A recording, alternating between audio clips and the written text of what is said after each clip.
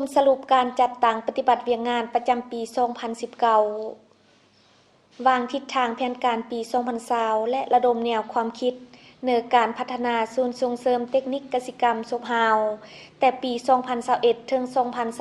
2025 วันที่ 21 เดือนกุมภาพันธ์ ปี 2020 นี้ศูนย์ส่งเสริมเทคนิคกสิกรรมศพฮาวจัดกองประชุมสรุปการจัดตั้งปฏิบัติเวียกงานประจำปี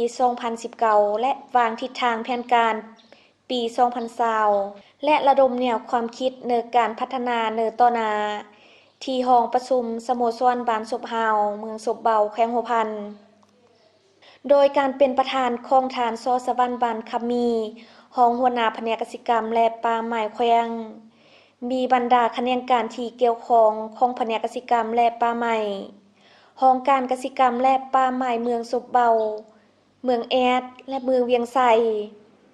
อำนาจการปกครองบ้านออมคางซุนโรงเรียนเทคนิควิชาชีพแบบผสมแขวงหัวพันและพนักงานภายในศูนย์เข้าร่วมทั้งหมด20กว่าท่านอวนพรหมวิชิตหัวหน้าศูนย์ส่งเสริมเทคนิคกสิกรรมศพฮาวได้ผ่านบทสรุปการจัดตั้งปฏิบัติเวียงงานประจำปี 2019 ทิศทางแผนการปี 2020 และแผนพัฒนาในระยะ5 ปีนับแต่ปี 2021 ถึง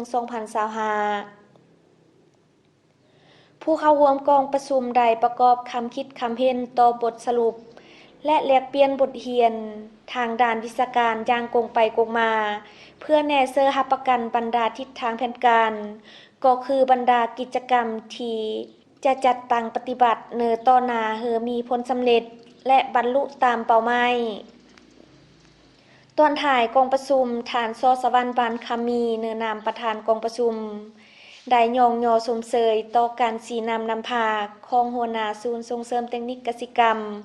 พร้อมนี้ยังได้เน้นหนักเหือพนักงานวิชาการ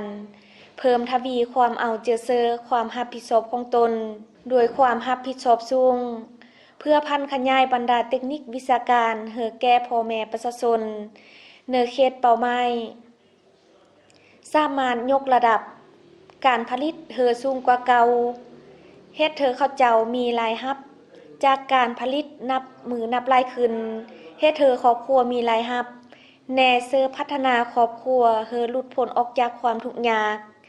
ตามแผนยุทธศาสตร์ของรัฐบาล